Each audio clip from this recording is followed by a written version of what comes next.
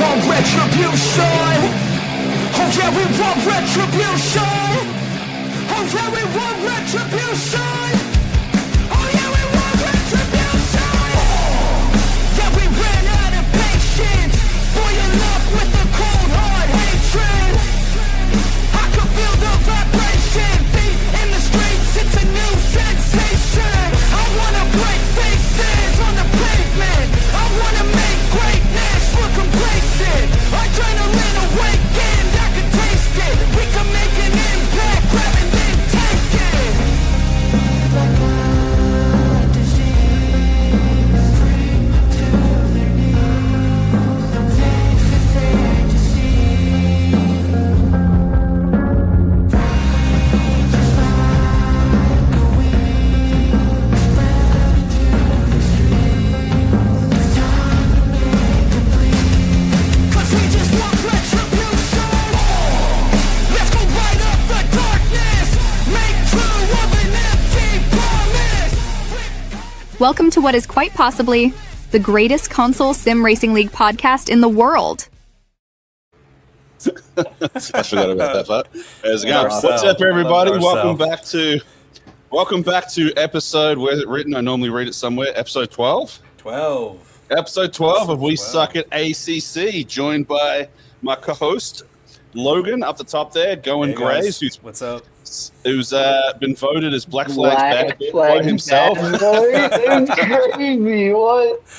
And then down the bottom, we have our beloved BFR and despised beloved BFR Weather Wizard Hunter down the bottom. Say what's up, fella. Hey guys, Yeah. how's it going? What's going And on? I am voted by popular vote, Larry Thunderknob, your new host.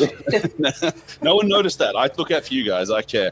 So, welcome everybody. What a wild series of events the last few weeks have been for us personally, but also like in the racing and this and that.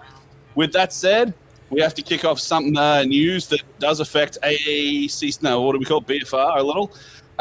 So our OG admin, there was four of us. It was me, Deeds, Cam, and Siem.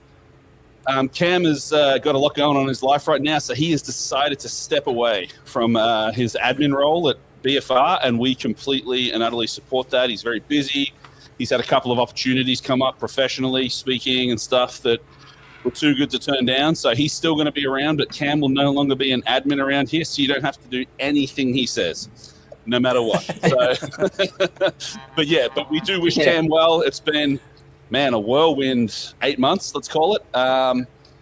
Absolutely fantastic. All of us built this thing together. It's on the shoulders of all of us. So, Cam, we wish you well. We'll see you around a lot. I know you're only getting busier, so the chances of that are less likely, but Cam, hats off to you, and thank you for everything you've done, brother. Yeah, thank you. Excellent. All right, out with the old, in with the new. No, but today we have a guest. I will not say his name this time. How would you describe this guy? Let's go, Hunter. I'd go. Let's start with one word first. Fast. We're all going to say the same One word. word? What would I would have said that same word? I'd call him crazy. As my Crazy? word, purely for a certain event he did at BFR. Right, there you go. I'm going to say GT4, I believe, is how I would. Well, that's just too easy. Describe? Yeah. Okay, GT4. well, let's give chat like 20 seconds to figure it out while we finish this out. Yeah. I would describe him as fish chips, cup of tea, bad food, worse weather, London. There you Let's go. see if the chat can get it. They have 10 seconds. Yeah. All right. Now, I'll tell you a quick story about who he is and his name that he can tell you that. Let's see. No one's guessed yet, so we're just going to bring him in, boys. Let's do it. Let's go. Welcome to the podcast. Runks, Someone got guess. it. Jondala, let's go. Bring him on. There he is. Hey. Welcome. You got my one clap there. Well, Yeah. there you go. So it is our current leader and, wrecking machine of all things GT4, Jondala. How's it going, buddy? All good, thank you. How about yourself? Oh, all good, man. All good. Bit sad about Cam, but that's just, the way life goes. And, at the end of the day, we also remember this is a game and stuff gets in the way of that sometimes. So, Squeak the fucking toy outside. Go. I can't hear the toy. Driving me excellent. So, Jondula, let's kick off with one thing first. Your name. You told me the story of that. Let's go. How did Jondula come around? It was I took my wife on a trip around Christmas time to Venice, and I decided to take her on a little gondola boat ride in Venice, and she just looked at me with my name being John, getting on a gondola, and that was it. She called me Jondula, and that was it for the rest of the trip while we were there. And then when setting up the Xbox, it was just like the first thing that came to mind.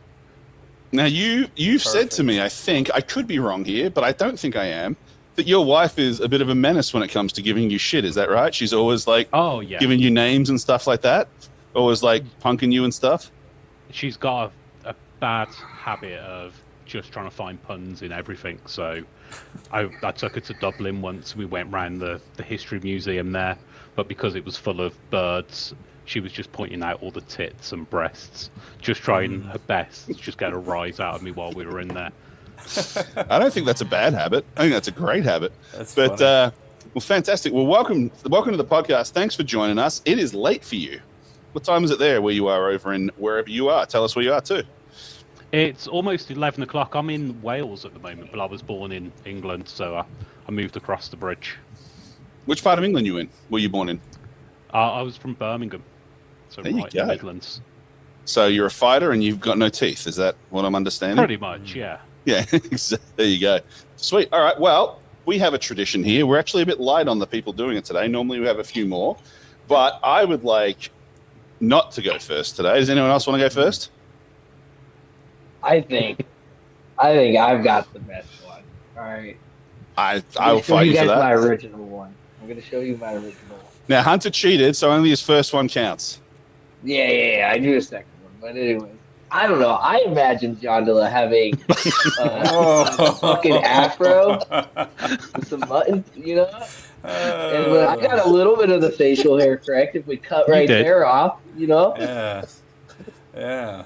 Obviously missed the hair up top way much, but Just dude, I don't know. I just imagined. I was like, he's gonna have a ton of facial hair. Oh my god! I don't know. Oh my goodness! That one shook me. Oh, show us the redo. Let's do the redo. We might as well. The redo was beautiful. The redo was amazing. oh, the redo is beautiful. Yeah. I'm trying to say this carefully here, but did you think Jondula was a black guy?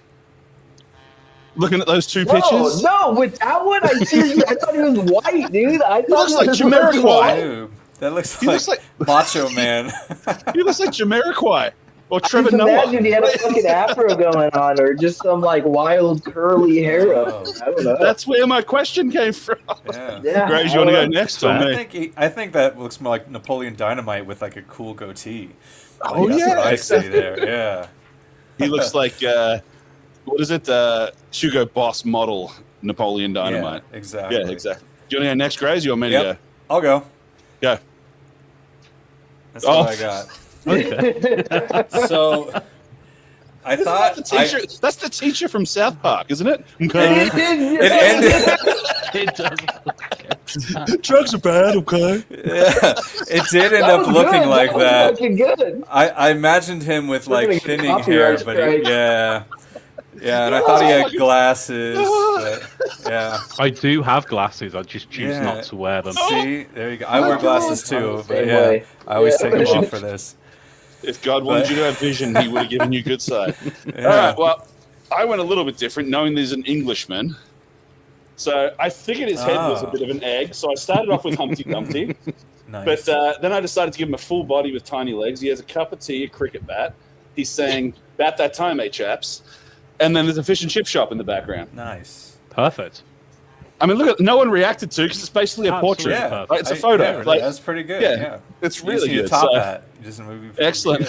Yeah. All right. So, Jondula, one of the things we were talking about before you got on camera, so before we went live in that while we were doing a pre-briefing, a security briefing, was you actually have the most expensive rig in all of BFI. You said you spent 35,000 pounds on it. It's like everything top of the line gear, and that allows you to be fast. Yeah, I must have got really screwed over with that Play Seat challenge in Moser R3. I don't know where I bought it from. You're not supposed to blow me out. You're not supposed to expose me so quickly.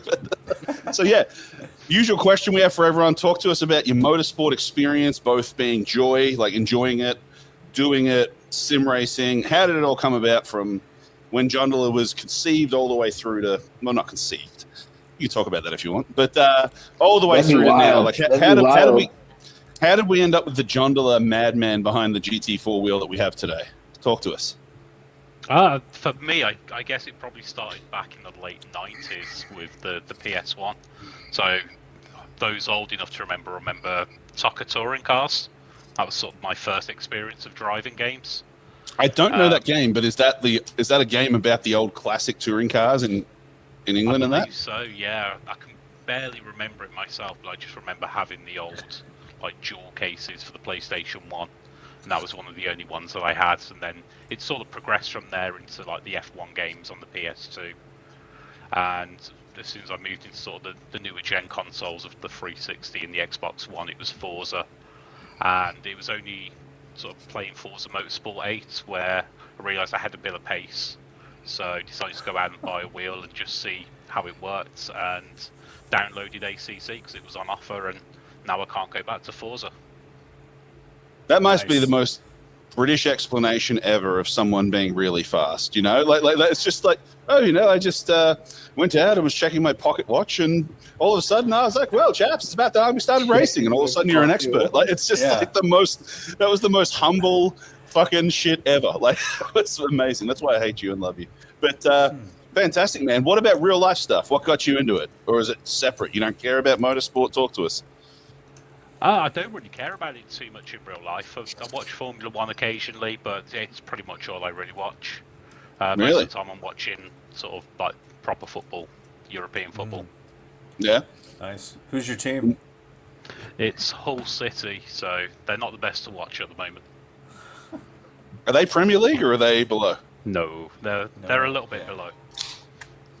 You said that they're like 4th division, aren't they? After the way you said that. They could be going that way. At the moment, they're in the Championship, so just one division below the Premier League. And when was the last time they were in the Premier League? Oh, it was a little while ago, maybe like 10 years ago. Oh, it's been a minute. Sweet. All right.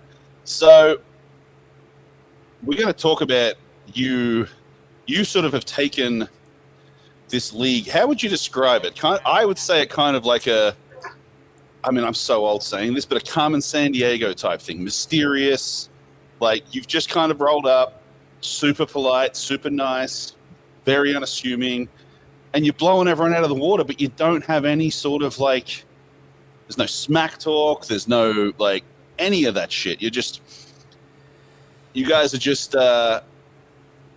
you're just so naturally fast. Like, what's your process? How did this happen? To be honest, it was only a little while ago I started to get a bit quicker, and I spent a little bit of time with one of the quick guys in another league that we race with, and I was struggling to just get this car to work around Valencia, and I just started to watch his laps over and over again, study his inputs, and started to sort of mimic them as best as I could. I then realised that sort of style came a little more naturally to me once I started applying it, and one of the guys that I've enjoyed watching on YouTube is a guy called Dave Cam, and seeing how he approaches. Oh, the older dude. Yeah. Yeah, and sort of seeing how he's a little more steady with the downshifts, whereas I was trying to do it a lot quicker at first. It just helped bring about a little bit of extra pace and control into the laps. And from there, it was just developing the consistency as well. So, I mean, it's fantastic being able to put down 1 kill a lap, but to be able to do it over and over again and just be within a couple of attempts, that's always a lot better. You get a good feeling for it. Well, I feel like Hunter is going through this right now, getting his new load cell pedal and that. But I feel like everyone goes through this phase of I'm just going to mute you for a second, Hunter. That thing's going nuts again.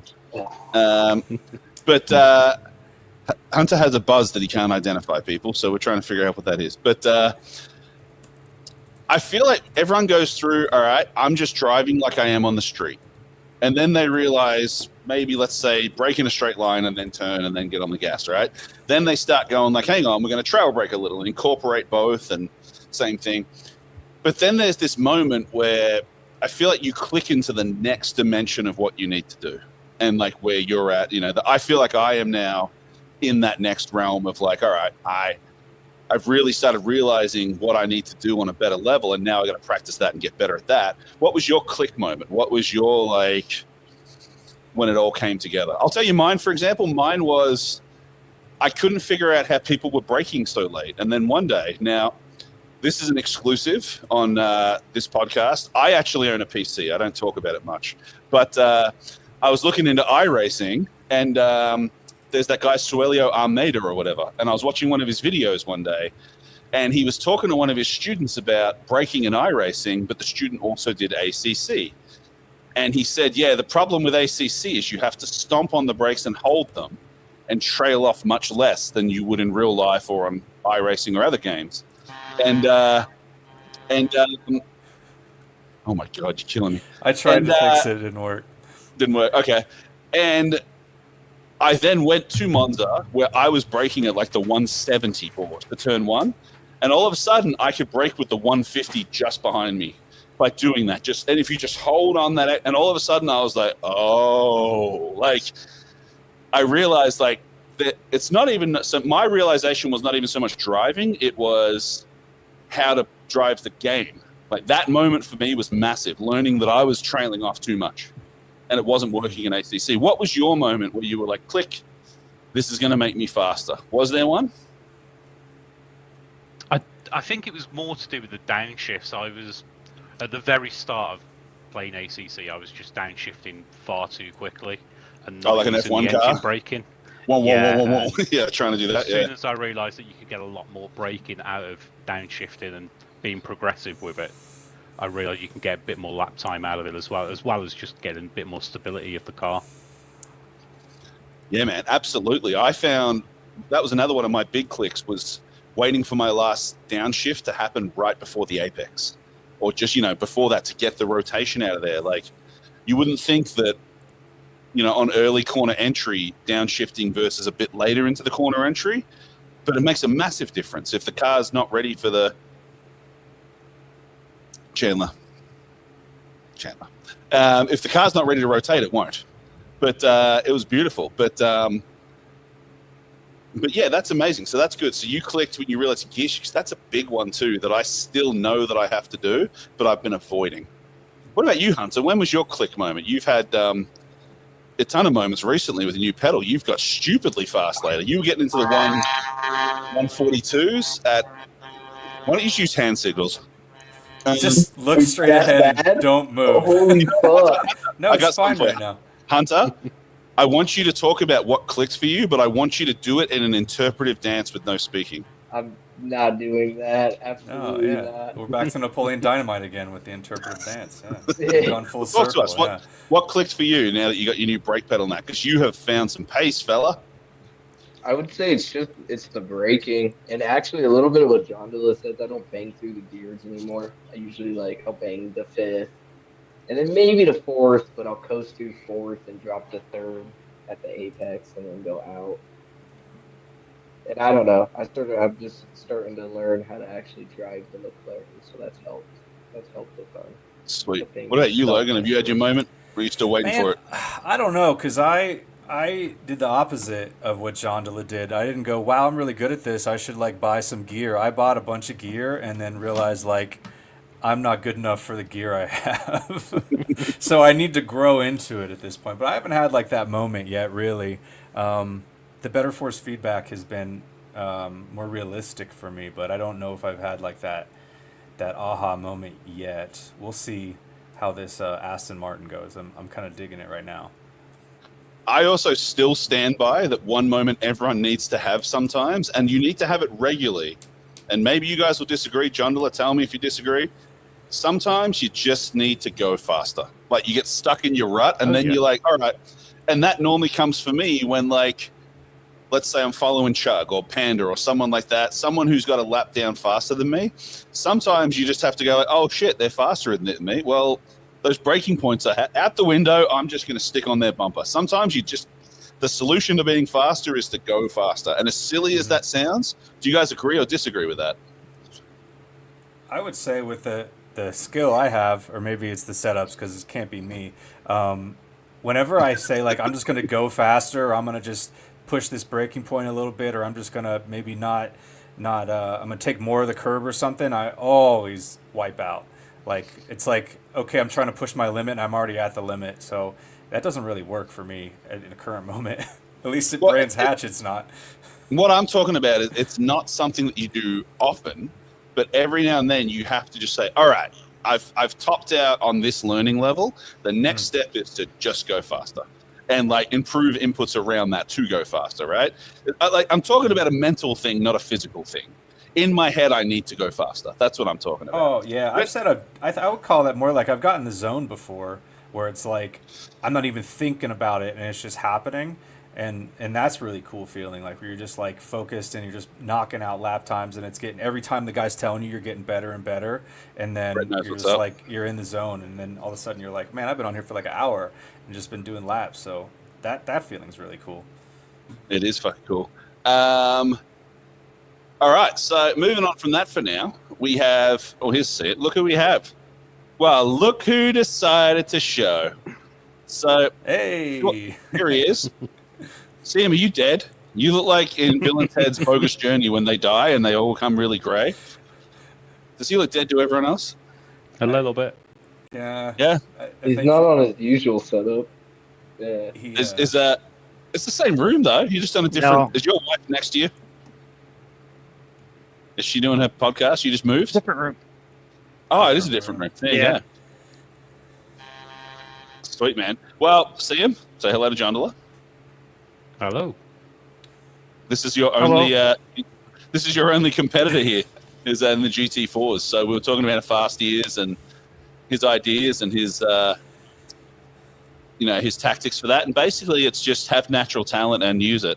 Is what I heard. I don't know if you guys heard anything else. That's kind of it. Like I found out I was good at this. I should have probably started karting when I was 5 or something like that. So, pretty much.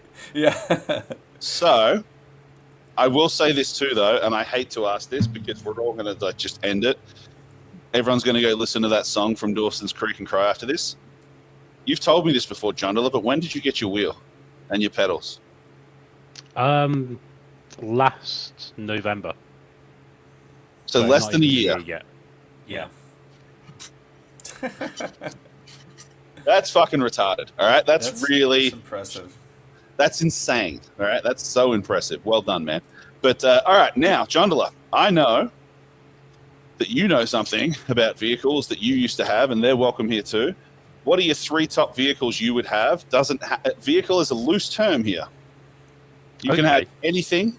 The vehicle could be a gyrocopter, like in Stranded Deep, the video game. It could be, I don't know, like whatever you want. It could be a C-130. Like, money is no object. What's your 3 vehicles? A 1999 Suzuki Hayabusa. Oh, wow. Okay. Before they restricted them. Yeah. Did they restrict them in England? They did. Well, at least in Europe they did. Wow. So the 99s were the last of the good ones. A Yes. Honda Shadow, because with the back of my age now, nice cruiser bike. a cruiser bike would be a nice one to have, and maybe like a Ferrari 360, just for a nice little car to drive to the shop. Nice. Now, have you ever ridden a Hayabusa? I've not been on a Hayabusa. No, I'd love to get on one though. So I actually was on a 99. No, hang on. No, I was on like a 2002 or 3 one. I had a friend who used to work for a motorbike store, and he would get company bikes. And he had jet skis, so I had this truck. So we would swap on weekends. He'd be like, "What do you want for the weekend?" So I would get whatever they had. And one weekend I got a Hayabusa, and I took it out and wound it out as hard as I could. I would probably not do that again, definitely this age, but it was so fast that I did the full tuck, like just looking over the windshield. And then I looked up a little, and the uplift on my helmet, I had to go to like pull the helmet back down. Like, it was unbelievable, that thing. It was just, my bike at the time was a GSX-R 1000, which is no slow bike. Yeah. And this thing made it seem slow. Like, the launch on that thing was absolutely stupid. So I get that. But, like, Okay, Sime's having a bit of a delay trouble here, but well, that's cool. So no cars, no boats, no nothing. We'll give you 2 more, but they can't be bikes. I guess you had a car in there. Yeah, I had the Ferrari. I wouldn't mind like a canal boat as well. That'd be cool.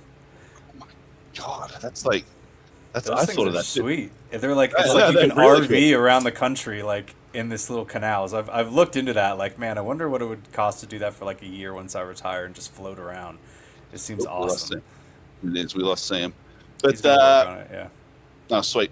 So that's it. Okay, so how did you find BFR, and how did you come around to join us? Talk to us about your BFR experience. So I found it on SimGrid when I was just looking for a way to compete in GT4 races away from another league. Yep. And being an admin over there, I wanted an environment I could just come in, race, be friendly, and just get some more experience in the car as I was starting to find a bit of pace. And then sort of came over, saw that you were doing the hot lap to sign up for the Premier Series. Saw it was at Paul Ricard in GT3 cars and just thought, oh fuck, this is going to go horribly. Somehow managed to put some sort of time down, but I thought the only way I could try and get my name around is just like drop trap best times for GT4 somewhere in one of the channels. So I did that on the hope that any of the team captains would just see it and be like, that guy, I need him. Oh, I mean, you were That's what? smart. 4th round, 4th pick overall? Was it 4th? Maybe even 3rd? I believe so, yeah, 4th. I mean, that's Which team are you on? Team I'm on Camzilla. the Shockers. Cam. Okay. Yeah. Okay. Is that like one of? Yeah, no. But Yeah, was it? No, I can't even do it. Yeah, that way. Yeah. But yeah, that's amazing, man. I actually thought I was really smart and was going to grab you in the 2nd round because who's going to take a GT4 driver? You didn't even make it to like the 5th pick, which is unbelievably smart at the time. We set it on the draft, but now it's been proven to be, I'd say, one of the better picks of the draft overall, right? You have a perfect record, right? You haven't lost a race yet. I think the only thing you haven't done is a fastest lap. You've missed 1 fastest lap, right? I did. Oh, no, you got those 2. Snetterton. No, I missed it at Snetterton. Mountain Ranger got it at Snetterton. No shit. Okay. Oh, in the rain. It was in the rain. Yeah. It was. He put in a really good lap as well in sort of changeable conditions. So And fair he play is, to he him is, for that. he's probably realistically your biggest competitor, but he's a military guy and he's out right now on some orders right now, and he went longer than he thought. So that race getting cancelled will actually that race will actually be later, which will give you a chance to battle with him a bit more. Which I'm sure That's good. it's fun to lead, but it's also lonely sometimes, right? Like you wanna be earning it, right? Like it's. Oh, definitely. I used to play Aussie rules footy in Australia, and I played pretty high level. I played in the Eastern Rangers when I was younger, which is where the selection into the AFL goes. And we played some crazy games, and we had some where we got smashed. But then that game where you win by 1 point with 2 minutes to go is so much more rewarding than, just murdering everybody. So, I hope he comes back and gets you because he's super committed to it. He's actually one of Chug's buddies, so they're both insane race dudes. Sweet, you guys got some questions over here? What was your first car? It was a Mini Cooper S. Oh, that's so cool. I almost bought one of those once. Those are really cool little tiny cars. It's They not can a be nice really car. fast too. You A didn't Mini like it? Cooper S, you said? No. Yeah, Really? I ruined the clutch on it. Oh well. Yeah. How tall are you, John Dilla? I'm only 5'7". That qualifies as a man. You're not a manlet. You're still a man. But still, yeah. No, I thought you were doing like what's it called, Hightower from Police Academy. Had to take out the front seats and drive from the back. Those things. Oh, no. Are you talking about Are you talking about a modern one or an old school one? It was a fairly modern one, but it was okay. horrible to drive sort of long distance, to be honest. I got to stop looking at these comments. I got way too much ADHD to see them all. Some of them That's are awesome. fun. So then you now are not on a car anymore, right? Or you are with a car, but you had to get rid of a bike, right? I don't have anything at the moment. I just get a hire vehicle for work when I've got to go and travel. So I And what work about- from home in IT, so I rarely need to pop out and do anything. the wife has a car that you guys share, or are you guys just walkers? Oh yeah, she's got a car for sort of her job. She's some Citroen C4 Cactus thing. England has the weirdest cars. Like I was born in Oh, England, it's a and French the weirdest car. cars. Oh yeah, but I mean, like the cars they let in, they're all just so small. Like my cousins they who are. live in, they live in England too, and their dream car is all like some RS Turbo Megane or something like that. They're all these like, it's like I want a car that does this, and that, and fits into parking spaces. Like that's all like a priority to them. But it's very weird. But all right, man. Well, great to meet you. You want to stick around and talk about some racing with us and all that sort of stuff? Of course. All right. So let's talk about. Should we go to Coda first? Yes, let's go to code. Well, let's do. What- I need to what do was the video. Coda? The video will make it easier. Oh yeah. Let's talk about. Do you want to do the prospect stuff? Sorry, the Premiere stuff first. The premiere. Yeah, the premiere. All right. So we're going to talk about the Review. Premiere race, which. Yeah. We've actually, I thought it would be easier if I just made a little recap. So let's just put that into words. This is the weekend just gone by, so everyone enjoy. So I'm gonna mute everyone real quick.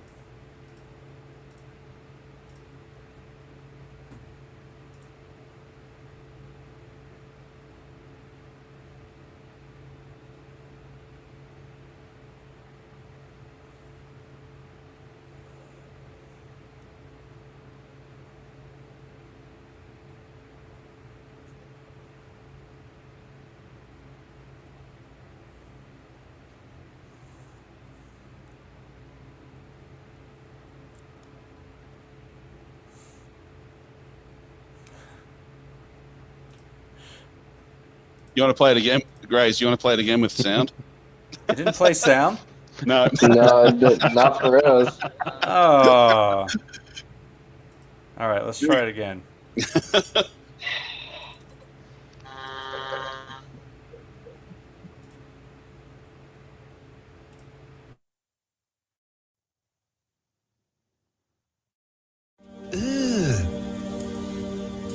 Brother,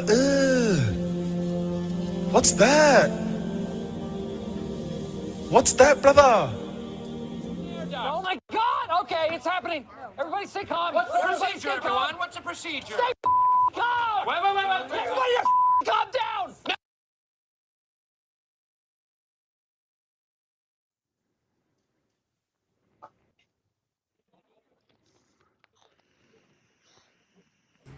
And that is the Premiere race in a nutshell. So Hunter, that was a fucking shit show for all of us, you, me, and Sam. That was a fucking disaster. That was a fucking disaster. That was stupid. It was not our fault. It was not Kunos, right? It was G Portal. Yeah. Just kept dropping us. We just put the new rule in for qualifying, which let's talk about that. I thought that worked pretty well, and I thought it was an interesting strategy as well. I think it worked pretty well. I think it has its pros and cons, but the only con really is if you wait long enough, you're gonna end up on a track with more drivers. But I mean, that's what happens when you wait for optimized tracks. Fuck, my buzz noise, dude. What the fuck is buzzing? Oh, you can hear it now? Oh, nice. Oh, all of them. I The can- comment. The comment makes me realize. I don't know what's buzzing. I don't fucking know. Maybe This would be a the great- fan. This would be the greatest way to psychologically fuck with someone is make up a noise that isn't like. Well, yeah, these are my lady's headphones. Mine wouldn't connect to her fucking MacBook, so I don't know. Me. Well, Blame yeah, the John, headphones. Yeah. while we're at it, obviously that was just a bit of fun and we had to cancel it. And anyone who didn't see it, we've decided to postpone it to the end of the year. We'll probably do a double header. I would happily do back-to-back races, but it sounds like everyone's not about that. But maybe it'll be a Friday, Saturday. We'll talk about that.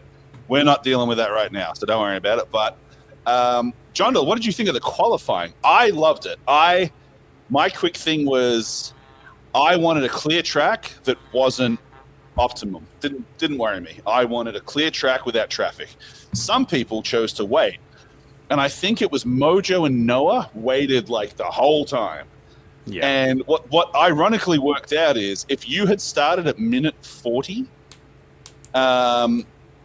if you started at a minute 40, sorry, it was like 40 minutes into it, you would have had a clear track for the last 10 minutes. We basically had empty track for the last 9 minutes. So it was actually really interesting from a strategic standpoint. What did you think of it? I really enjoyed it. I went with the same approach as you. I sort of waited for a bunch of guys to go out. Initially, I saw it was mainly GT4 cars as well. So I saw it as an opportunity to just see where they were on the little map. Try and get about 30 seconds of space either side. So I could just get the tyres up to pressure, and then pull in the laps. And 20 minutes went by, pull in some good lap times, but then it was that combination of the track going from sort of fast to optimum, but also the temperatures going up. So even though you might get better times with the track going optimum, you might also see them coming down because of the temperature. Well, we've just had a suggestion here. Like, we've had people saying lower it to 30 minutes, and in that would obviously mathematically make it 10 minutes each. That would be very exciting to me. I think they're saying lower it to 30 but keep to 20, and then it's just the same problem. The first thing we were having. Yeah, because 10 minutes each would just be like, you get like 2 hot laps depending on the length of the track. I think it works. I mean, whatever. Like, we'll worry about changing it later. Let's just enjoy. Like, we went from like, this is a disaster, no one loves us, there's thermo room on the track, everyone hates, to like, we gave them a solution that works, and yeah, we're just going to stick with that for a while. So, he's saying 30 minutes max per driver. Oh no, fuck that. 30 minutes? You can have 7 next time for that. Rain gets 7 minutes from now. The trick was to minimize the people on the track. That's half the race qualifying, you silly sausage. All right, shame, everybody. Boo. Boo to Elite Rain. Boo. Hiss that man. Hiss him. But what do you think? How do you think we can improve on that, John? Or you think that was a good approach? You think... I think it was a good approach. I'd like to see something like maybe just 3 laps overall. You've got 3 laps in qualifying. If you fuck it up, so be it. You start at the back. Try and get a valid timing. Essentially, one-shot qualifying. I think what would be cool is to do the hour, and if you want to participate, the only problem is the multi-class. That ruins everything. But what would be cool is to do what you said, is like, I went out there, and I said, I think I was on pole for the first 20 minutes of the first one. I was the fastest guy for the first 20. Set your lap, get off the track, and then do a 10-minute like final one where we just send the 10 guys out to see if they can improve any. That would be cool. I think that'd be really cool to do something more exciting like that. But let's get we'll keep working on it. But I think it was a lot better than that. Due to the game's restrictions, if we lower quali to any time less, like, it's going to make it harder, and we're going to end up with a packed track again. Like, it's just going to be impossible. But I thought it worked well. What did you think, Logan, as a viewer? I thought it worked well. I think it just needs recorded. Like, I just kind of texted in the chat there. We do record it. Yeah, so if somebody posted an IR saying someone egregiously, overdid it, did 45 minutes when it's only supposed to do 20 or whatever, then we could, pursue a penalty or something if that's what ended up happening. But I think it's just a simple honor system. Like, if we're supposed to be racing clean and and all these other kind of things we do to be good drivers, why wouldn't you just honor it and be like, yeah, I got 20 minutes. I'm gonna I just spent an hour or maybe even 2 hours practicing. If you really got into it, like, why not just knock out your 20 and call it? And then if you're not in the front, oh well, like, you'll get there if you're that good. Yeah, we can track it. Is the thing. The sim results shows how many laps you ran in qualifying. Yeah, but I mean, no one's like just sitting there. No one's sitting there on the mic like, hey, get off the track, like. We'll deal with it. I wish I was watching people. I was losing my shit. I was watching some people like, I know you fucking did 23 minutes, cunt. I know. I was like losing my mind. I was like, oh my God. But then we had bigger problems take over. So, all right. Well, that's good with that. So, the next thing is it's way too serious. 20. Oh no, dude. What I'm telling you. I made it past the start finish with 1 second left, so I still get a whole nother lap to try. Yeah, okay. I used to I am the most laid back, uptight asshole in the world. Like shit, like whatever. The world's on fire. Well, we'll just put it out. But then someone like goes over like a time. I'm like autistic with time. I'm like fucking no. We said 20 minutes. But I don't even know what that means. But I meant to click Super Bowl.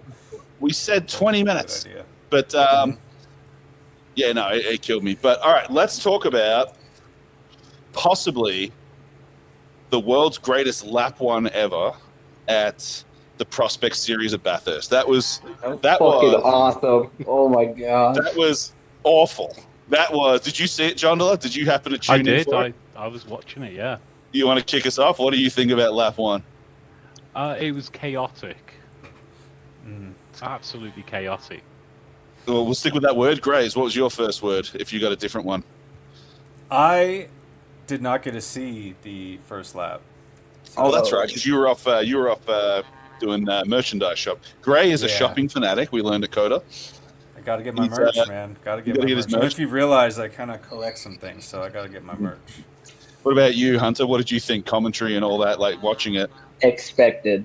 Me and Preston fully expected it. I was just looking for the best view to get the chaos. I was like, something's going down here. I don't think anyone didn't expect it. So how it worked is we all got to the track at Coda pretty early, and the Mustang Challenge finished at like 10:15, and the race wasn't till 1. And I really wanted good seats, so I said I'm happy to camp in the bleachers all day. And then I was like, oh shit, the Premier race is on. Let's just watch that, you know. And man, we started watching it while we were sitting there, and the first lap happened, and I was just like, dear fucking God. It wasn't the crash. It was whoever the Malakas were that thought the best way to get through this pileup is to pin the accelerator and just try and bulldoze your way through. It was like a bunch of retards trying to fuck a doorknob. I was like... Everyone lost any skill and racecraft they had the second the accident happened in front of them. Oh, my God. I was sitting there. Yeah. Oh, I was... it was like I was sitting there, and it was like, what's that breathing style called when your wife goes into labor? Like, Sime was like holding me, and I'm just like, we're just watching it. Like, what are you guys doing? Like, just like wait. And then like someone's like half sideways, they're trying to fix it, and the next car's like pushing through. It was like, dear Lord, like it was. And then Webbo at some point does this amazing move where he gets spun by someone who hits him, not his fault. And then he does this reverse on the track, like 180. It was on the stream, and turns around. It was awesome, but like, right in front of I can't remember who he did it in front of, but yeah, they were coming around the bend, and it was right after what is that, Forrest Elbow, I think, right there, and he just flipped it around. I was like, oh my God. Yeah, I thought he was going to get DQ'd. What did you think, John Diller, of all that stuff? I thought that as well when I saw it. It was a great race, though, to actually sit down and watch. So I had it on, started to watch a little bit. I could hear the commentary. I was doing some house chores, and then I could just hear from the commentary how crazy it was. So I was hoping like the Shockers guys were going to come through and do quite well, because Sniper Gus qualified quite high up, didn't he? Yeah, he did. He was second. Because who got through? It was the King. It was Runks. Basically just George. Runks snuck through, but he got like tapped and then wiggled his way out. But it was basically just George. Everyone else had to go wide. And I'm fucking torn about it, you know, because it created one of the greatest like underdog opportunities for Runks and George, and there was a third one that was a real underdog. It was George. It was Runks. Who was the third one? Battling with? I can't remember. Oh man, it was George up front. It was Runks. I know Sim Racer was fourth towards the end, and then he like biffed it in the wall. No, it was Bert. Oh, yes, he was battling Bert. That was a half a race battle. That was beautiful. That was good. That was I'm sort of torn that it. I really, in all seriousness, anyone watching, it's not acceptable during a crash to just gas your way through. Like, that's not okay. No. And in the future, like we will penalize people for that without an IR if we see it, right? Like you can't just, your desire to keep going doesn't outmatch the reality. Like we are not playing a video game here at BFR. We are trying to simulate real life racing. And you wouldn't do that. I mean, some of you might because you're fucking maniacs. Some of you might ram your way through, but that's not what we do here, right? You got to wait, even if you hate it. There's actually a trick that Jondola will agree with here. He probably learned this too. Right next to the gas pedal is a brake pedal. And you can actually use that. Like when you get more advanced, you start using it more. But yeah, you can wait. Like it's always going to be quicker than damaging your car too. Like and damaging other cars. The theory that I'm just getting out of the way because someone's going to hit me from behind doesn't give you the right to just hit a bunch of other cars. So all I keep thinking of about that race, what's his name? What's the Star Trek meme? The guy who just puts his head down, whatever his name is. I'm not a Star Trek dude. That meme who's just like, oh god, like that was me watching at Coda with Sime, just like. And the other one is like, I can't believe you've done this. That was it summed up for me. However, beyond the shit stuff, what a race for the guys that got through. George. Oh, it shook it up. The rankings are all shaken up because of that one. That was, yeah. I think Robert got overwhelmed. Young Robert, he got overwhelmed and had to take a spell because it was. And we have to give some credit where it's due too. Like Bathurst. Why the fuck did we put the prospects at Bathurst? You got it. You got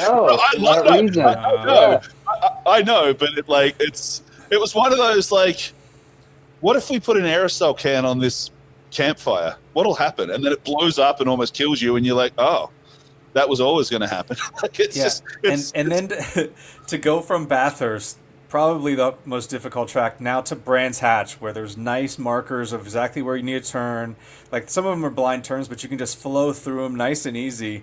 There's a lot of runoff where you can get back on without a problem. There's even like rocks in the grass where you can get traction. Like it's a very bunch of opposites there with that. It's technical on a different standard. It's small, so there's going to be a lot of lap traffic. The pit lane sucks. Oh, I love the Bathurst. pit lane entry sucks. So yeah, you gotta be very fucking. You gotta respect that. Like it's technical in its own regards. No, they're all technical. I'm just saying, come on, Bathurst is on a whole nother level. Bathurst, maybe that should have been the final. I would Nordschleife you guys like final or something. Let's go around the room. What is one word to sum up Bathurst for you? I'll go first. Unforgiving. Jondola, what do you got? Testing. Hunter, what do you got? I just take it real cautious. I'm just not competitive, so cautious. What's the one word to sum up the track, though, if you had to give someone? Cautious. Go, Grace. I would say it's a monster. It is a monster. Like it is a monster. It's a that big hill. It's a monster. Well, you don't just like so. We learned in Coda how big turn one is, and I was saying this the other day. Right before the last turn onto the main straight at Coda, that's the lowest point of the track. The highest point is at the end of turn one. It gains 135 feet, and it drops. Damn. It drops 100 by the second turn.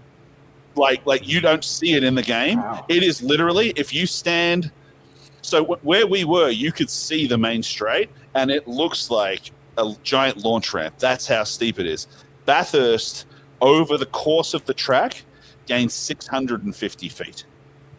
That's how much it gains. It's unbelievably steep. And the Dipper, Forest Elbow, all those tracks there, you can't, they're not walk down. They're your feet are like this, step, step, step, trying to catch yourself sliding. It's unbelievable how steep it is. But I will say, though, from all the debacles came some great racing. Runks, I think, George, when I say what I'm about to say, I'm not taking anything away from someone. If you take the skill level and where they were when they got here versus how they drove that day, Runks was the driver of the day for me. And Bert, both of them equally, actually. Both of them had no business, driving like they did, and they did it anyway. It was, unbelievable to watch. I'd give it purely to Bert for the fact he was a sub and hopped in with no practice. I mean, I hit him up, I think, the day before. Oh, I didn't know that. Yeah, then it has to, I think it I has was to like, go do you to want to race? And Yeah. he's like, I'm down. If you need a sub, I'm like, we need a sub. Get in here. And, I mean, he killed it for 30 minutes, 40 minutes. And then, And what, he hit the wall with like 5 or 6 minutes left. It wasn't much, right? No, there was like 15. He hit the wall, and then when he tried to recover, he spun it, and he had to wait for more cars to go by, and that's what ultimately killed him. Otherwise, he would have jumped back in at like 5th, right behind Sim Racer, and they would have battled. And Sim Racer ended up spinning it. He was the one with 5 to 6 minutes left because he was chasing Priest and Runks. And so, Yeah. I still think that for me, it's a draw. I think mainly because Runks is pressuring me in the comments. Yeah. But no, but really, no, they're two different things, right? Yeah. But Bert, man, fucking hell, like to have no practice on that track. Sometimes that's better. My practice arc is like 30 minutes slow. Within an hour and a half, I hit my peak lap time. And then something happens in my brain where it's like, you know how you used to hit 142s? Guess what, motherfucker? Mid 143s for you now. It's like, I don't know what happens, but like, that's amazing. So maybe just no practice was the best thing that happened. It did help that half the field died behind him. Oh, yeah. But still, like, what a drive from both of them. That was outstanding. So, Grace, should we bring up the results? Now, before we do, we've had someone who shall remain unnamed really helping us with this stuff. This is a premiere of our results and things we're working on. We know we've been lacking with leaderboards, results, things like that, and we are working hard in the background. Let's go, Grace. Let's have a look at these results. That was way less. You started on the last page. All right, so this is the worst premiere ever, but stick with us. That's Hit the left. first page. Hit left. Oh, is it? Oh, no, it says their results. It's the results. Hang on. That's what you wanted to see? Hang on. The third person. Hang on. Fourth place finished a lap down. That's how many. Wow, they were way up the. They were way up the order. So anyway, here's first place. So in first place, let's take us through it. Let's go through it here. Hunter, you want to do it with your vibrator mouth? Which people are commenting I on? guess, yeah. Yeah, we got George in first. Yeah, go Black Swan. I'm sorry. We got Runko in second. Grab another followed beer. by Priest in third. Then we have, this was a MDJ 2002 in fourth. Ghost Stroke following up in fifth in his Porsche, like always. Then we have Arm the Homeless, also known as Craig, in sixth. Zaddy coming up in seventh. Mike, or Whiteweight, in eighth. Webbo bringing home ninth. And Bert recovering the 10th after his debacle. Let me look at that. Fancy. Fancy. Nice. Then we have Regular Key in 11th. That one Sim Racer, after getting spilled, he got 12th. Then we got Aries Clouds in 13th. I pronounced him Aspa in the commentary, so he's 14th. Hyper Honda is 15th. I'm glad Hype Honda's back too. Shout out to him. Yep. Yeah. He had some stuff going on, but he's back with us now. We've got 16th being Matrix, 17th being MX Crit, Irish taking home 18th, 19th going to, oh fuck, I'm gonna pronounce that. We're just gonna say Doran. Yeah, Doran. It's Kieran. Kieran. Kieran. I You can't fucking uncivilized do that. swine. He just had a birthday. And then recently. 20 Birthday. going to my sub, but who is now a regular member of the prospect team, Montana. Before you swipe, shout out to MX Crit. Anyone who takes that mountain on with the Porsche deserves a shout out, in my opinion. As you Yeah, were. no, he Porsche as, yep. I didn't even notice that. Yeah. Let's flip the results. And then we have, Mustang I think these are leaving. DNFs right here, aren't they? Yep. DNFing after the whole incident in lap 1, and maybe something happening after I might have got caught. Yep. Sitting with Tater and Sniper Gus. I Sweet. do want to say one thing going back to the very beginning. Number 4, if this is correct, was in the old 911, and he ended That's up even fourth. wilder. All right. That is Dude, nuts. Shout out to him, man. Well done. And hang on, there's multiple fucking Porsches here. Yeah. Good for them. I'm so We sad not to mentioned be in my Stroke Porsche. and T5 Lucas. We mentioned him in this point. I'm sad not to be in my Porsche anymore. But because coming down coming down the hill there, right before the dipper, the S's right there, that is one of the most dangerous places to be in a Porsche. That back wants to come around and wreck you all the time. And what I found there is, a lot of these guys that struggle with it for the most part, it's just 3 braking zones. Like if you take any braking all the way down there, the weight shift is just going to throw the car every time. So you need to wash some speed off at the top, turn in, straighten up, brake again, let off, brake again at the bottom, turn in. And that really helped me get faster there. I can't wait to get back in my Porsche. There is a rumor. Chug has started to love the Porsche for a minute. I think he's gone off it again.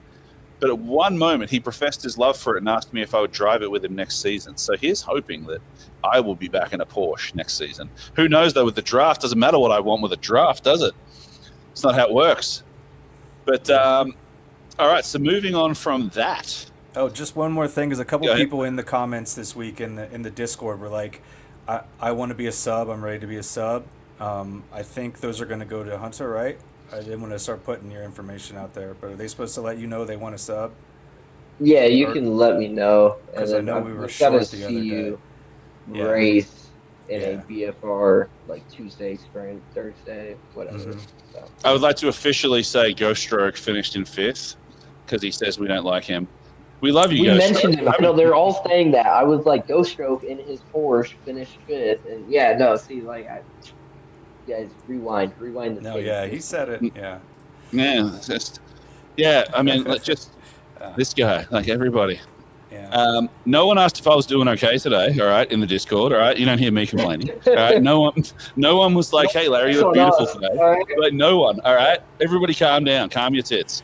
But sweet. All right, so that there. So I think is there any other racing to talk about that we missed right now? The one make wrapped up. Go ahead, Grace. You got something to add? Just Coda. We're going to show. Oh no, we'll go back to that. I'm saying, but actual the league racing, the one make wrapped up. Now we asked for some patience here and it was kind of a shit show with the Xbox stuff, and it was a short series, and honestly, people kind of hated the pickup car. It's kind of like cilantro. People loved it or they hated it. So we saw a drop in attendance. So we're trying to do something different. Cam was actually in charge of the one make, and we're actually got something brewing in the background that we're not ready to share yet. But with Cam leaving, who was in charge of that, you'll notice on the schedule this week, we have a 1 hour at Barcelona this week. Is that right, Hunter? Yes. No, it's a 45 minute at Barcelona. 45 minutes. Okay, so we have that. What sort of cars? GT3? GT3. Yeah. So GT3. So we have a random longer race in the middle of the week. There might be one more the next week while we get sorted. We do have some stuff cooking for you. We're going to try. I think you even changed up the Saturdays too, Hunter, to try and get with some attendance. Yeah. Well, do we just want to pull up the leader? I'm pulling it up right now. Let's do it. My fucking bad. So we're trying to shake things up a bit. We have a lot of races here, but we're trying to figure out what works for everybody. There we go. So Hunter, talk us through the changes this week and everything. So the changes, we have Wacky Wednesday in place of One Make Wednesday. That is a 45-minute race at Barcelona. There's going to be 2 mandatory pit stops. Weather undecided yet. We'll figure that out when it's time. And then Saturday Sprints is moving to a new time. We're going to do a 4 p.m. and a 7 p.m. sprint, and those are staying at 2 30-minute sprints, just to give some guys some more evening races. And then if people really ask for a 10 p.m. on Saturday, we'll put it back in there too. But it seems to be a low attendance one right now. Excellent. All right. Now, the SBG Enduros, let's talk about those a bit. We don't have any footage of those. No one's broadcasting those, but we're getting great attendance. So... yeah, I'm starting to graze the leaderboard. I don't want to speak before. How many rounds are in this series? There's 8 rounds in this series, and we are currently going to round 3. And we have how many drivers in it so far? It seems to be quite popular. we have 26, but yesterday's attendance had 22, but one dropped out, so 21 racing. That's still pretty good. So I have to talk to my wife, but potentially if that gets some traction, I'd be willing to commentate on that race. Potentially. That would be cool, because if that one gets some traction, I'd be down with that. Sorry, what were you saying, Grace? I was working to set it up. I was having issues with my capture card. I think I got it all fixed now. So yeah, if I'm available on Sundays, I would jump on there too, and we can commentate. Absolutely, that'd be fun. But that would be really cool to do that. Have the commentary with there if that's popular.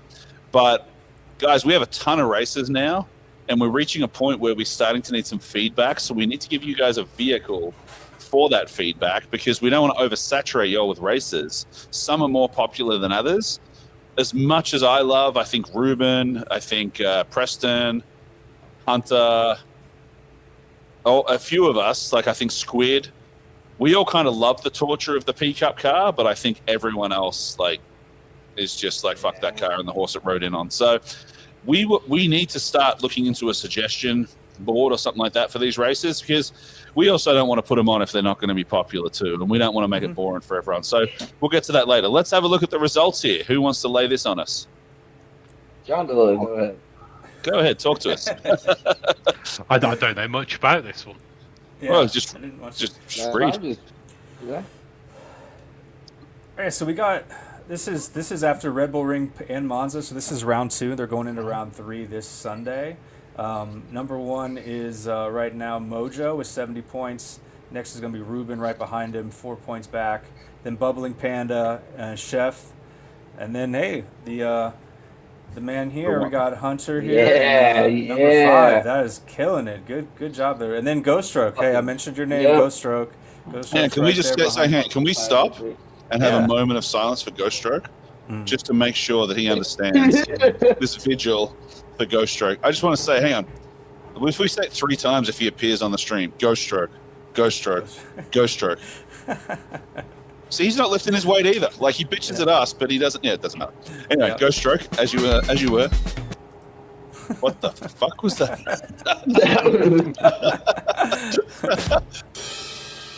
I'm playing with sounds. Anyway, I was trying to find a sad Ghost Stroke wasn't here sound, but no. Anyway, so after we got Awesome Gumball in 7th with 45 points, and I don't know. I'd be interested to see if they race both races or only one race. I know Gumball is really fast. Gumball was one race. Yeah, so he's up I there think in 7th Panda with and one Chug race. both change cars, which means you forfeit your points, right? Oh, Correct. interesting. Yes, they changed cars and forfeited their points. Yeah, okay, good to know. And then we have, so Chug, like you just said, Bard in 9th, rounding out the top 10, we have Darkness Gene. Which is Joe. Yep, Joe. And then 11th, we have Artie. 12th, Boothy. 13th, we have Got King. You have something to say about Boothy? You need to comment? My Boothy. The people's Your Boothy. Boothy. Yeah. And you know what? Ruben hit him yesterday on purpose. Ruben went after him, and he will pay. You know, like that Inigo Montoya shit? I'm going after Ruben for that. How dare he? There you go. Yeah, you killed my Boothy. Yeah. Prepare to die. Yeah. After Got King, we got that one Sim Racer. 15th, we have Marnik. I don't know Marnik, but a lot of these guys are in the SBG and maybe don't always come to our races. Like JG Flash. I don't know if I know him. No, that's Got King. That's Got King. But Got King's not. No. Oh no, that's what the fuck's his? I don't know what his name is. He always posts his live streams, but I'm not sure that's who Flash. it is. Yeah. He's funny. He's funny as shit. Marnik is not SVG. Marnik is a new join. He's just a new join. Oh well, dang! Look at that. Marnik battled all that race. He just turns up. Like, I remember the first time I saw him, I think was at Silverstone, and he was fast as shit. Like one of our weekday races, and he was fast as shit. And then he just swans off like nothing, and then he comes back and is fast. Yeah, he's doing well. And he might have been one of those guys that was like, "Oh, is he awesome? Heck yeah!" Yeah. After Flash, we got Burt Macklin, Nate, Runco, of course, and then the top 20, it's Arm the Homeless, and then we have Mount Shark, I guess that is, and then Hyper Honda, Ginger Adam, And the last three, Ginger Adam, DJ, and myself, I just logged in to see what those guys were doing, so I'm not even part of that event. But What good happened to races Adam for lately? everybody. Adam's kind of dropped off. Where's he at? Is he? Hang on. Like I I said, don't I know don't if know you if guys- he's in this event or just happened to log in. I don't know. I don't know if you guys know this, but I, a while back, bought a PC. I made the commitment. And Adam seems to as well. So I wonder if he's just... Adam is what happens when you buy a PC and you don't run a really big league. So you can actually just fuck off. But I think that's what Adam's doing. But we haven't seen him in a while. Come on That's back, a good Adam. point. If it's iRace Sundays and then this race is on a Sunday, that might be the problem. Yeah. iRacing for the boys. Well, that's sweet. Awesome. But Yeah, good racing all around. awesome. So we have to talk about Coda. We don't have to, but we're going to because it's our podcast. So we put together a trip. Now, Hunter had to pull out because of his wedding planning. Like, he's very busy, which, woohoo for Hunter. The Cam couldn't make it either for other reasons. So we had a trip. I mean, dude, it came together so quickly, didn't it, Hunter? You were in on that. Like, it came together like, I think we had tickets booked 2 within months 3 out. hours of suggesting it or something. It was like really quick. Yeah. And then we brought Grays on, who became an admin. And one of the reasons we did it, one of the main reasons, was to sort of look at, like, how could we do this as a group trip for anyone who wants to make it to one next year? Because it would be really cool to all get together and do all that sort of stuff. My first takeaway from it would be I keep having this image of wherever we end up, Runks and Taters ended up wasted and naked somewhere, so I definitely want to be in a hotel so I can escape you guys. But we could put all the kids in like an Airbnb or something. But it's, dude, like, that was all sorts of fun, beyond what I thought. Firstly, the Mexican food, Grays, at that gas station. Oh Like- my god. Amazing. Like $2.75, I think, per taco. And Breakfast the taco. breakfast tacos or barbacoa, and it was just like a chunk of meat. Like they were like 3-pound meat tacos. They were amazing. Perfect hangover food. And we were about to walk in the race after a fun on the first couple nights. It was amazing. Yeah. And then we get to the race, we park, we get good parking, and then we start walking. And then they have these like cow transporters, and well, look who decided to show. How are you, buddy? You back? Uninstalled Windows and installed Linux, and now it works. Look at you. Well, you're just in time because we're talking about Coda. Sick. Excellent. So we just mentioned the tacos. What do you think about the tacos, Sam? Gas Excuse station me? The tacos. gas station. Oh, dude, they were so good, so good. And it was like, I don't think you ever bought one. I bought them for myself, and every day I was like, I don't want this second one. Do you want it? I think you were like, Yeah. Did you notice that I wasn't buying one intentionally for that reason? in Australia, one of my friends used to call it being a tucker fucker, which was someone that would always just hang around and finish. Tucker is slang for food in Australia. And tucker fuckers were just people that would finish everyone else's food rather than get their own. So you were definitely a tucker fucker with those tacos. But, Yeah, whatever the fuck that. Yeah, that sounds about right. we get to the track, and we walk in, and first thing we see is Mecca. What a lot, some religious people call Mecca, a pile of Porsches off to the right, beautiful Porsches, right? And off to the left, this sounds like an R. Kelly song. We got Porsches on the right. No, we just got to start peeing on people. But over to the left, we had some other stuff, and that's when we found out that Gray's was like a bargain coupon finder, who was like, dude, they got free T-shirts if you fill this out. They've got this. Gray's was like the best grandma we've ever had when it came to this stuff. He was like, oh my god, they have this, they have that. So off to the right, off to the left, they had this hypercar, and I think we did a prom photo plus Sime for scale. Do you have that ready? Yeah, we didn't take many photos together. We took tons of photos, but it got super hot the first day, so we were like, yeah, we'll do a group photo later, and then we never did it. So this is the only photo we have, I think, of the three of us. Look how low those things are. Like, Yeah. Sam, how tall are you? What are you, like I'm 5'10"? 5'9". Yeah. Yeah. So, like, It's like a double Larry, How- or half a Larry. Like it's like right there, I right there. guarantee you I could get in that car. No problem. I don't think I would be out of that car if I had got in it, though. That's the difference. Like, that thing was sick. Like they're just they're big, but they're just low. They're like, almost Formula One low. It's crazy. Mm-hmm. Impressive. But so then we sit down, and the biggest danger to our lives that day was the sun. It was so hot. It was stupid, right? Yeah. And then we see a little bit of free practice. I'll go last because I have an opinion on this. What was the first thing that grabbed you when free practice started? WEC free practice? Yeah. Not the Mustang. Oh, it was the sound of the Valkyrie and the Cadillac. Yeah. That was you exactly guys? what I was gonna say. That was The sick to same me. thing. It was The amazing. first thing that grabbed me was a little different. The sound sounded great. I could not believe that on an outlap how aggressive they were with passing. Oh yeah. They just Oh, definitely, yeah. they were like obviously they come out to turn one. In the S's, right out of it, they were like, let's go for it. But I realized that these races, I mean, in Formula One, what did we say? Like a big race would be 5 passes, right? Yeah. Like, these guys are making how many passes a race? Probably 100.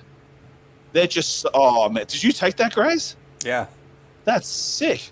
But those things, and anyone who didn't notice, look at the numbers, the James Bond number there, 007. I thought that was such a nice detail. Mm-hmm. 009, yeah. 009, But dude, 007. how aggressive they were, but also how much they worked together during that aggression, right? Like it was never every time you're like, oh, this isn't going to work, but they just worked it out. They knew how to exist on the track together. It was absolutely fantastic. I think Mojo's right. That's a fantastic photo. Is that's like a wallpaper right there? Yeah, Well done, straight Grace. straight from the phone. Yeah, thank you. The second thing I noticed was the Cadillac.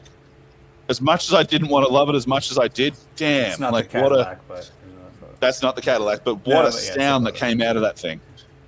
That thing was like, oh my goodness, what a raw power machine. Mm-hmm. So then we go through that day 2. Did we get rain day 2 or was it just overcast? I can't remember. It was We just had a little- overcast day 2. That's right. And that was qualifying, right? Hyperpole. Yeah, Hyperpole and the first Mustang race. That was pretty Yes, exciting. yeah. But the second day came with a pit walk, did it not? Yes, it did. And was that the second? It did. So the second day, we walk into the pits. I've actually been in the pits a few times with the V8 supercars before and been around a bit of that stuff, but it was still really cool.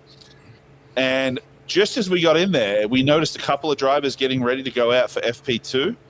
And I just realized, like, hey, my hero is Kevin Estra. I think Kevin Estra's a stud, like, in everything in his life. Like, I'd marry him. And I was like, maybe Kevin will like appear because we were getting close to the Porsche thing, right? And then all of a sudden, this guy walks past us, and I mean, Sam, it's probably better coming from you or Gray. It's like, what happened?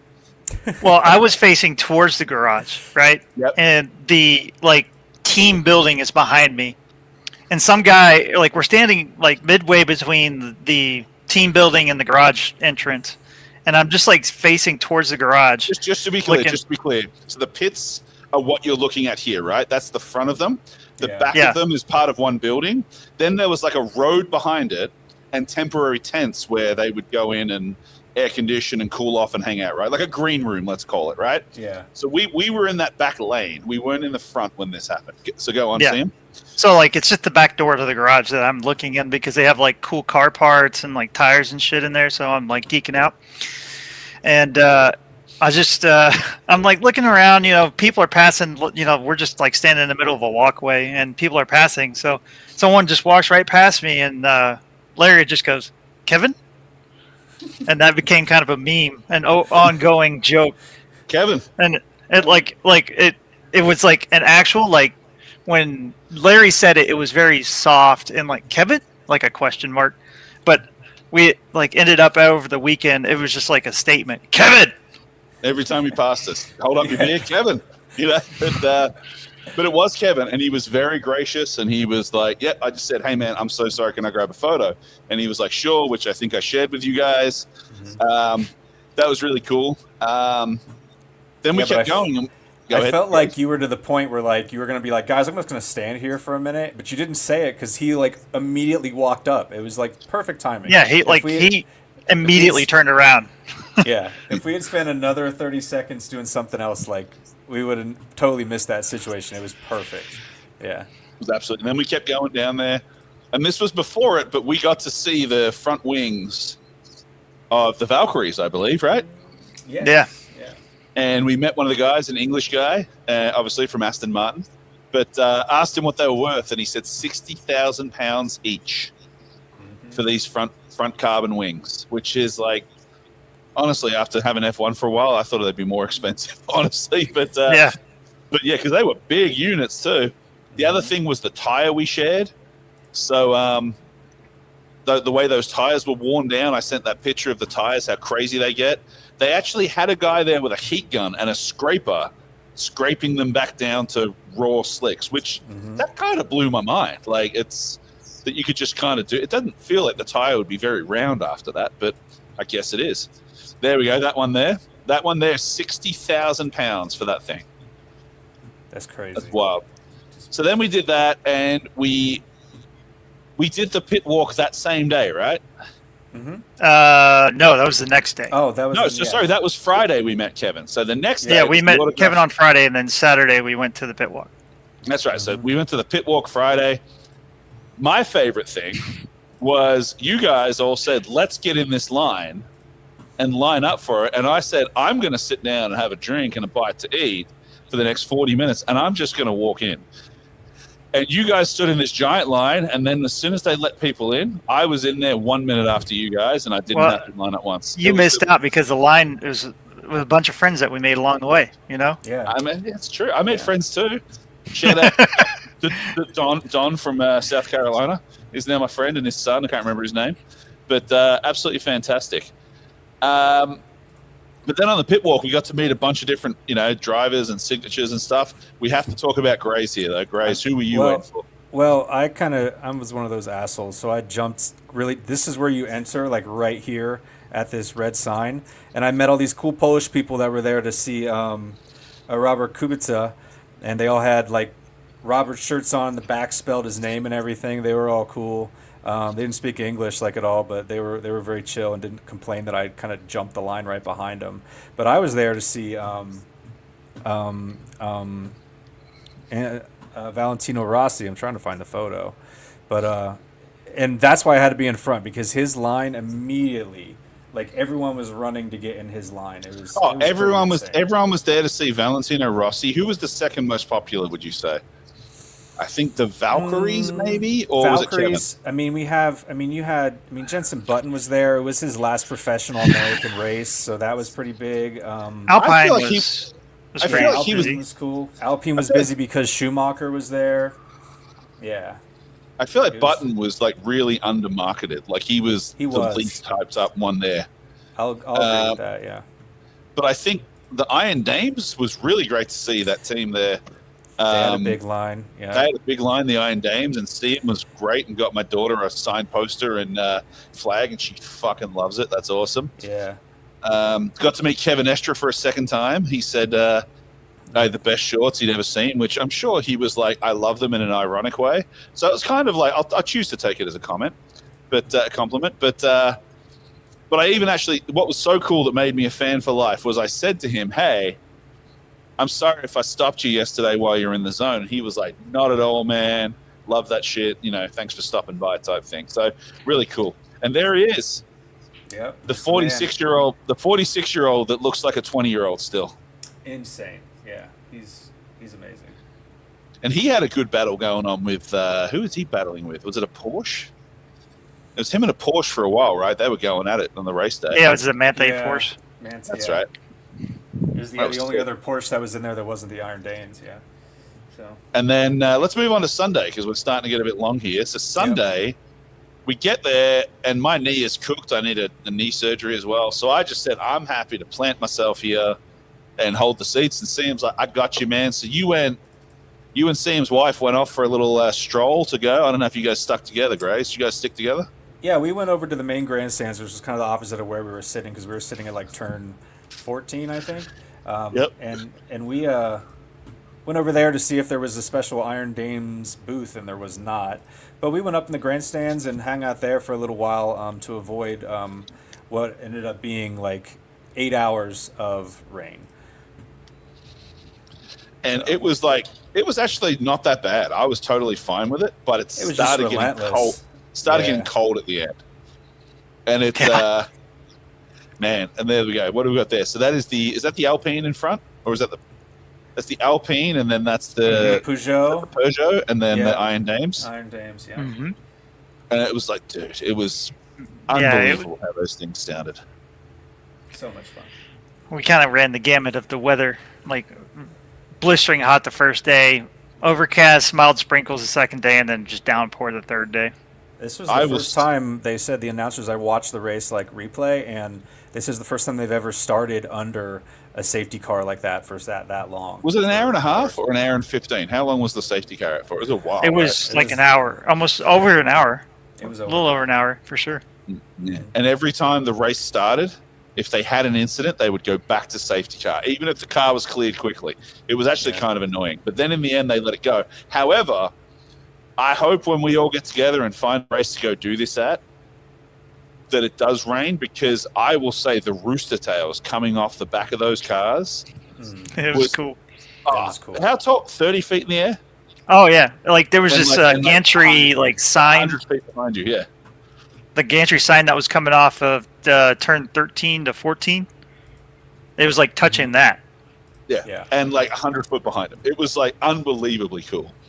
And these guys, they're just such good drivers. And then Mr. Estra got the win, which was exciting. They had to run the gamut. So that's turn one coming down the hill. Look at that photo with the American flag there. That's the view from behind where we were sitting. We're sitting in these spots. This is just like you could turn around. So you could see turn one, and then you can catch the whole other half of the track where we were sitting. We could see turn one. We could see the S's. Yeah. We could see the back straight. We could see every turn around there. We'd miss a few. Then we'd see the last turn, and we'd see turn one. It was unbelievable. So we're excited to do a trip next year if you guys are. We are talking about doing Daytona, but that might be too quick to organize a group trip. But it's not even really going to be a group trip. It's just going to be a bunch of dickheads who want to come, and then we'll figure it out. So, like, whoever wants to come, there'll be that. But I think Gray's had a good suggestion for, like, Wisconsin. Was that you? Up there for Road America? Was that you or someone else? Just be a bit cooler, better weather. I may have said that. I don't remember. Because the weather was... we're borderline heat stroke that first day. I don't know what I said. That was... I honestly... Which day would you guys take? Not the middle one, because that was perfect, but would you take the rainy day or the hot day? I'd take the rainy day.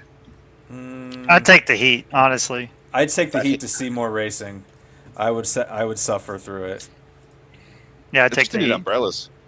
Yeah, no, also, I learned that on the stadium side, like the grandstand side, there's an indoor like bar dinner area, like dining area. So that's a good spot to sit and then get in and out of the heat over and over again. So sweet. Hey, Hunter, you got to go, buddy? Or already left? Good. There we go. Later. Sweet. But Hunter had to go. So, John Dilla, what about you, man? What if we come over and do the 24-hour Le Mans? You down for that? Ooh. Oh yeah, I could go to Le Mans. It's about 4 hours away. Oh, because the tunnel. Yeah. Oh yeah, man.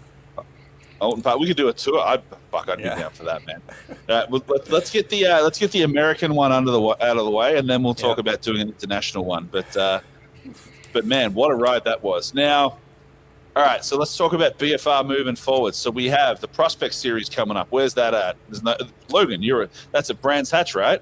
Yep, Brands Hatch. That's going to be what we're going to be doing for the Tuesday and Thursday GT3, GT4 sprints, and then the big race on Saturday with the Prospects. It's going to be awesome. What are the biggest challenges, John, at Brands Hatch? Like when you're trying to find pace there?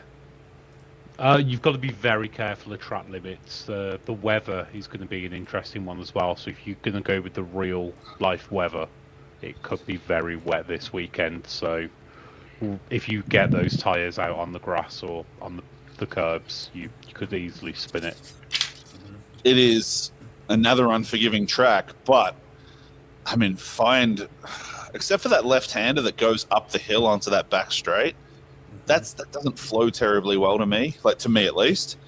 But I can't think of another corner that doesn't flow well in that track. It's a very flowy track. It is. Turn one, I think most people will make up their time. See him, you might know this, but the end of the back straight, the right-hander up the hill, Mhm. I don't know the name of that corner, but I think mastering turn 1 and that corner are the key to this track. Most people are losing most time in those corners. You have to have faith in your car. You have to have faith in the track. On turn 1, you have to brake a lot later than you think and guide the car through. And if you do turn 1 well, almost exclusively, it will appear that you're going to run off the track. But then when you hit the compression of it always straightens out. It's like almost an optical illusion, I would describe it as. Yeah, absolutely. Like you feel like you're not going to make it, and then you do. I haven't told you guys this yet because it's kind of personal, but I have a PC. So I did some training there. So I used like this AI coach there when we raced there last year to get it. And I was losing almost all my time at that right-hander after the back straight. And it just blew my mind how much you could commit to it and get through and carry more speed and getting on the gas earlier than you want to. Like, I probably made up 2 seconds on that corner alone, just studying that one. It's a good blind corner, but I mean, it's also risky because if you're not paying attention, there'll be an accident there because it's real easy at that right-hander near the end, right? That where you go up the hill. Yep. If someone slides off in front of you, you're just gonna nail them because you're full throttle through there. It's an exciting track with probably like 3 blind corners, the first downhill, and then the one that's like the left-hander to the back stretch, and then that one right-hander up the hill to like one of the last turns. And then those 2 right-handers after that, they're nothing to sleep on either. Those things are the first one. They both of them have a blind exit. So this might be another Bathurst, for those guys. I'm sorry, I'm calling it early. Unless you Malakas figure this shit out, turn 2. If you can make it to turn 2 without taking someone out, I would expect that. If you can make it to turn, if you can make it to turn 2 without taking someone out, I don't expect them to make it to turn 3 without a major incident. That is a massive because once you hit compression, you're on the gas fully, right? And then you have to brake and not kill someone, and that corner invites you to go 3 wide. You shouldn't, but it invites you to. What's your tips for staying out of trouble there, John? I just got to close this door. Hang on. The couple of times that I've raced there in GT3, I've generally started from the back, to be honest, because being in the mid pack at the start is just far too dangerous. So unless you know and you're confident you've got the pace to be up near the front, I'd recommend just starting near the back. Let the guys in front who are going to try and push and overdrive in the first couple of turns do it, and then just take advantage. Where do you want to be turn 2? I think the inside. I think you want to own that inside is way more is a superior position. This is lap 1 I'm talking, not your general racing line.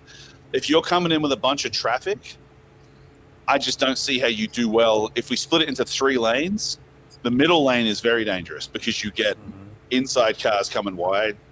The outer lane, same thing, you get middle. I think if you can own that inside, I would almost sacrifice my turn 1 to stay tight to the inside for turn 2 on lap 1. That's what I would do. Yeah. But I could be wrong. What do you think, Sam? What do you think there? I say inside all day. I feel more comfortable, even disregarding Brands Hatch turn 2. I'd feel more comfortable on the inside, trying to make a move or at least defend. And John, opening what lap, would you you're not going to have the speed to get that compression and everything you're talking about pushing out of there. You're not going to be going fast enough yet, so why not just take the inside? You'll still get some. You'll some You'll get some, but it's not going to be this amazing speed turn with being like half the speed you should be coming at. Jundala, if you were talking to me, I'm big runks. What would you tell me to do? Turn 1. Take the outside. Take the outside because it'll give you the inside for turn 3, and it also gives you the inside for that turn 4 left-hander going onto the main straight. So you would go the outside. Yeah, I guess it does give you the outside. 100%, yeah. It's like, it shouldn't be 3 wide, but I kind of want it to be. It will be. Yeah, it will be. Like it's the what is the two things on your shoulders, right? The good one is like, guys, take it easy, form an orderly queue and just get through it, right? And then the bad one in me is like, do it, boys, do it. Like, just fucking send it, but don't kill each other. Because like the thing that people don't understand is, for me, Grays, Siem, and Hunter, is every crash is like a half hour of our time. They like pile up with the IRs afterwards and the complaining and everything. So while I want to see it, I also don't. I'm sort of torn, but I love the chaos. I mean, because also like a lot of people get really upset about crashes, and some of them are really dumb and you should get upset about them. But it's also racing. Like, you got to understand shit's going to happen as well. But yeah, I don't know. That Bathurst race was really cool, like after the first incident. So I hope Brands Hatch can give us that. I would say that Brands Hatch is Bathurst without the walls. So you go off, you get punished with positions, but you don't get as punished with walls and damage and stuff.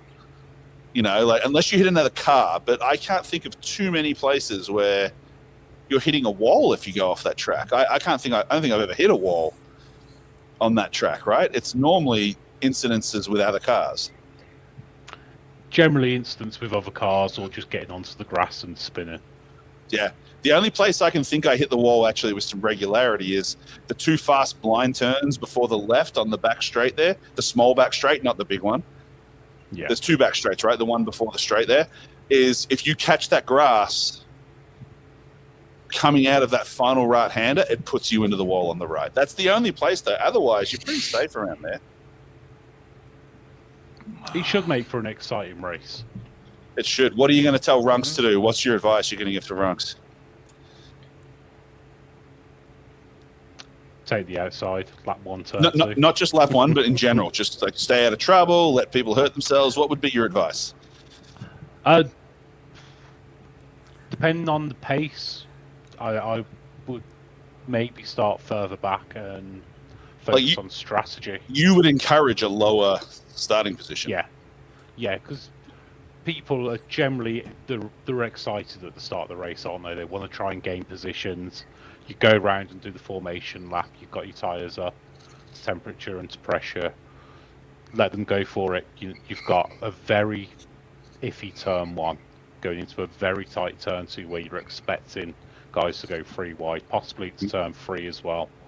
Like, for the first lap, just play it safe and just focus on having the strategy for the overall race rather than just trying to win it on lap 1. All right. I think this is kind of our final topic too here, right? We have a question here for you. I'd like you to answer it, Chandler. Right here from... no, not that one. This one. Tips for overtaking safely.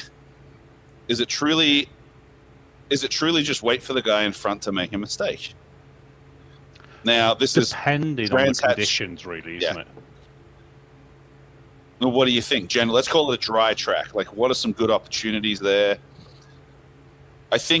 I personally think the main back straight is one of the best ones. If you have a guy you're putting under pressure, what I would do if I was racing someone that I wanted to get past there, let's say I'm on the main straight, he goes into turn 1, I am going to put a lot of pressure on him into turn 1, 2, 3. And then I'm going to back off really early coming into turn 4 onto the back straight and prioritize my exit to try and get a run on him.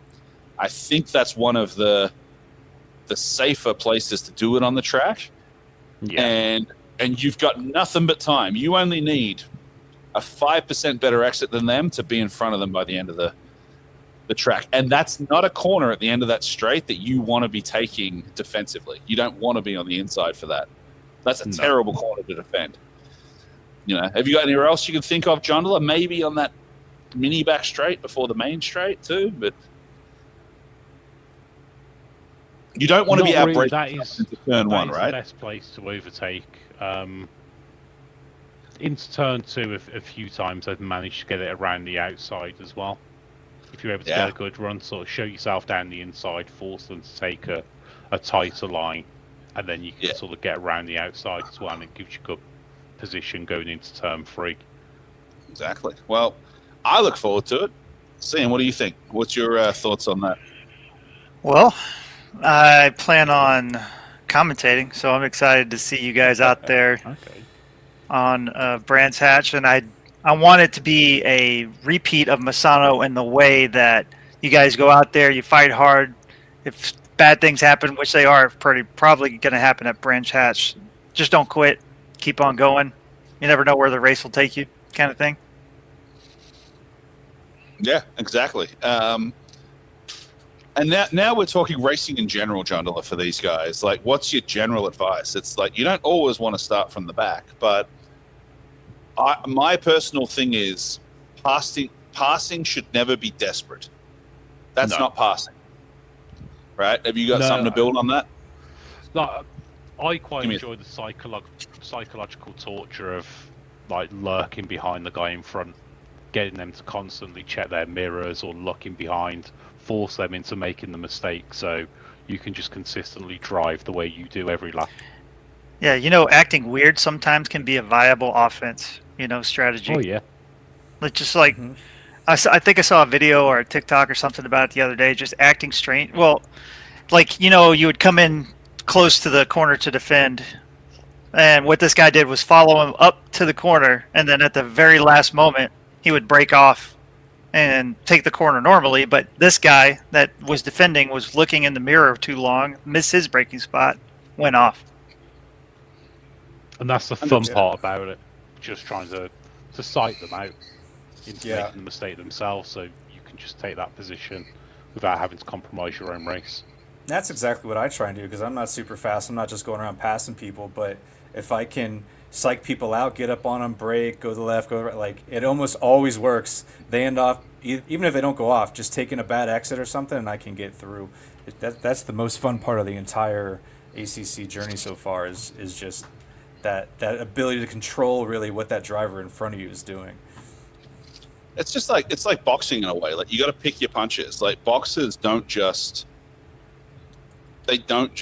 throw every punch in the book and hope one lands eventually, right? Like, they pick their spots, and sometimes they'll throw a couple of feints and a couple of like jabs with the ultimate goal of landing the uppercut or the hook or something like that.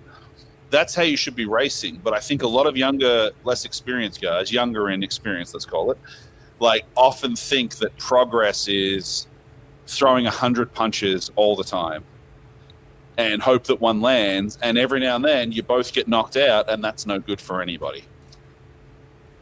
Exactly. That's well said, Runks.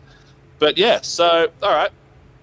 So I think we're kind of good. Are you good, Grace? It's been a long one. Oh, it's been a good one. Good one and a long one. We actually covered a lot, and we thought in the beginning we didn't have much to talk about.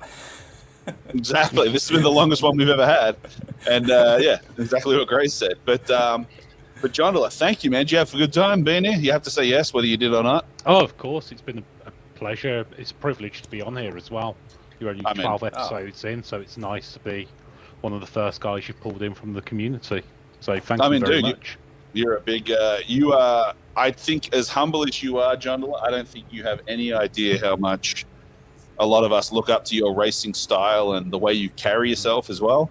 I think humility is massive. I think Panda especially, and quite a few others that have come to us, will attest that, like, one of the greatest things we have in this league is humility.